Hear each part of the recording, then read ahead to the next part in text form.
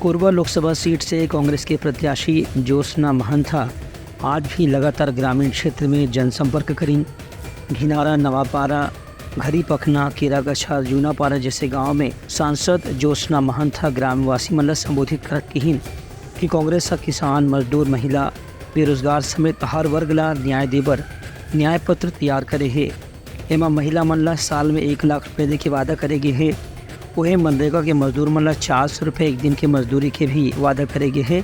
संगे संग जीवन बीमा के लाभ भी ओमन ला दे जाही। प्राकृतिक आपदा में फसल के जो नुकसान होते ओकर भी मुआवजा 1 महीना के भीतर दे के वादा ये न्याय पत्र में करेगे है।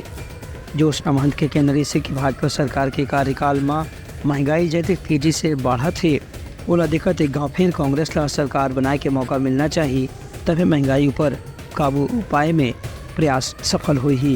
ये मौका में प्रदेश कांग्रेस के दूसर पदाधिकारी मन घलो उनकर जनसंपर्क में संग में मौजूद रहीन।